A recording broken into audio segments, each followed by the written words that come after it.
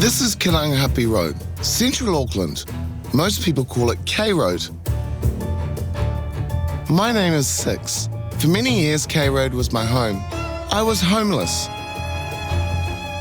Now I publish the K Road Chronicle, a newspaper that gives street people their own voice.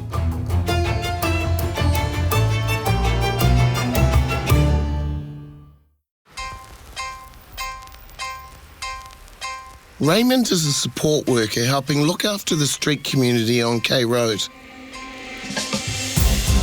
He understands their struggles from personal experience. He used to be called Razor, and for 6 years, a small space outside a city cafe was his home. Why would you choose to sleep uphill? I mean, that's why I slept on K Road, because it's at the top. You don't have to walk anywhere. I hate hills. Why'd you choose this spot? Few reasons. First reason being this was too far for the whānau to come up with us. Yeah, that's true. And rob us while we're asleep. Yeah. The other reason was because it's well sheltered. Yeah. This was home for about 6 years. So we used to put the two seats together up here, put cardboard in there, like box it off, like a coffin, so to speak. So because it was a windbreaker. And put the blanket over us and put our belongings in our bag for a pillow. Yeah. And then, and that's how we slept.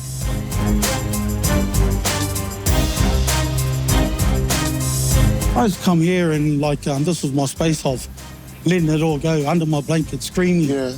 What the fuck's going on here? What are you doing? And then pull the blanket down. You all right, bro? Yeah, I'm all right. I don't think people really understand the toll it takes on your mental health to be homeless. I mean, my well-being, my way of thinking about the world. I thought the world had given up on me, where I just gave up on myself. Stepping away from who Razor was to who Raymond is. Yeah. That's how I found myself again, using my name Raymond. Yeah. Don't call me Razor no more. I'm not that person. I'm Raymond. When I first met Raymond, he was volunteering as a peer support worker for LifeWise. LifeWise is a community organisation providing fundamental services for the street community. Had a job, had a partner, had a dog, had a house, everything going fine in my life. You're a machine operator by trade, yeah? Yeah, professional machine operator. Yeah. Buying bulldozers and diggers and stuff like that. So what was the lowest point for you? I had a loss in my life. That was what sort of took me to a tipping point. And Can you talk more about that? Yeah, sure. So I lost my mum. She was my best friend. She was my world. She was my everything. We done so much shit together. Mm. And that's about the time you got involved with narcotics, is that correct? Yeah, heavily. Methamphetamine. I've never ever, but I asked her, I finally remember, man, I'm hurting so much. How can I get rid of this hurt? You know? And I shouldn't have done that. I should have just taken on pain. Pipe or the needle? Pipe. Oh yeah, took it on with the pipe. So I introduced the pipe.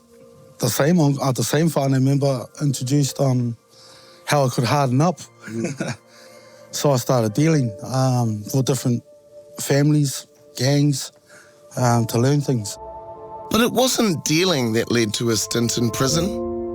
Do you mind telling me more about what led to jail? When my mum passed away in 2008, I lost my partner and everything at 2010. Ex-partner, telling me she had gone to whakatane, and then I pull into the street randomly and seen her car there, and then of course she wasn't in whakatane. So that was a low point, finding out that after 13 years of relationship, so then I ended up in jail after doing what I'd done there. Can you say what you did? Smashed up her house, smashed up the car, smashed up her boyfriend, run him over, got done with a weapon. Never been done ever before. And 35 going to jail. To my family, I was an embarrassment, I felt. So anyway, got out of jail and had nowhere to go. Come straight to the streets.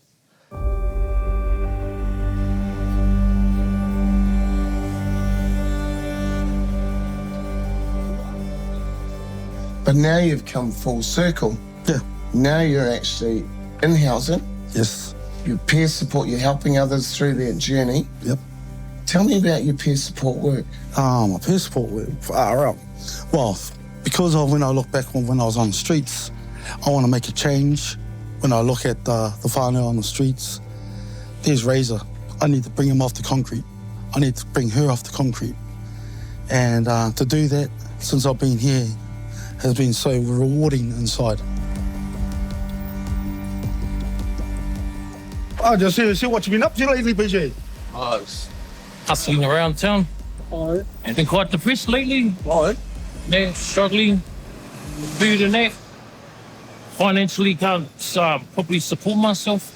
on that note, like you can have kids we had MSD, because they're there for us, like we are, like life-wisers. So yeah, maybe later on we can, I can take you down there and sort it out for you, triple AP and all that. Yeah, man. All right, so pick yourself up and everything will be all right, positive vibes, Right, brother? Yep. PJ was staying in temporary accommodation, but has recently been housed. This brings new challenges. I actually got accommodation. It's all good having a roof over your head, but still need support for like getting a job and that, So I really want to go to work. Construction, concreting, you name it, anything. As long as it's not dishwashing. Because I don't like dishwashing.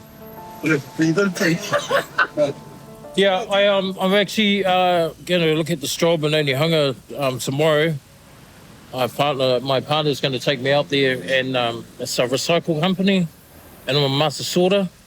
So I hopefully things will go my way and I get that job. Put in my data of what I've done for the day. Been up, I've done my walk, and I've seen some whānau to see what their needs are.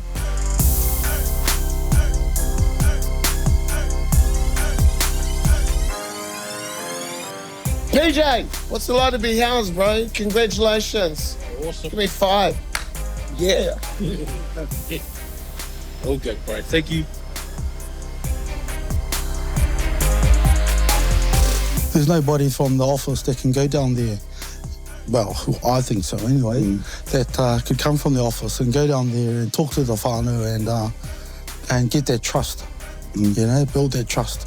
It takes ages, With me, it's sort of like, got their trust as soon as they see me. And if I have to, I'll talk on their level.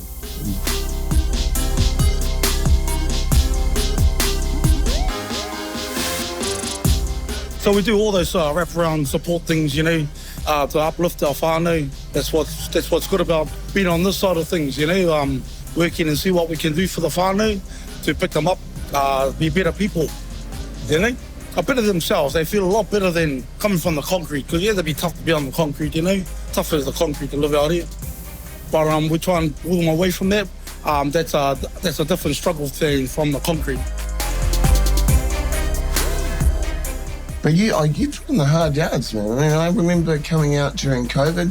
You guys were out there on the street, and you were, giving people food. You were helping people get accommodation. Mm-hmm. It's a big job saving the world. Do you find you take on board other people's problems? Oh yeah. My first year I got burnt out by not setting boundaries, because boundaries is what we learn later on, and you've got to go through the hard yards. Yeah. But what I say is to keep those boundaries. Don't take your work home, because it gets heavy putting that person's take and that person's take. What I mean is their person's problems, all their problems as well. Putting it in your backpack with all your problems, quite heavy. Raymond has recently had a big change in his life. You've got your family back. Yeah, I have got my son back. He was the reason I came off the streets the first time. When he was born, at the age of 40, I had my first child, and I was so excited. But I came off the streets straight away, and I was so happy. I was the happiest man in the world. And shortly after, he was also reunited with his daughter. It was my daughter's first day at school today. I didn't want to leave the grounds. I couldn't wait to come back to pick her up and find out what she had learned. And to share these moments is just, man, it's heart-filling. They are now living in a motel, which isn't ideal, but at least they are all together, and hopefully they'll be permanently housed soon. We're doing the best we can. There's so many people in line as well for housing, and to me that's just not on. There's a lot of families here that are in the same situation. 3 children in a room like this, both parents, and you could imagine that this is not what we want, what they want for their children or themselves, but they're in a situation where they just can't make a difference. I'm just blessed that I've just got them. Atua, tama, wairua tapu, anahera pono, ko mai, piki te ora, ene kai, mai, ai. Yeah.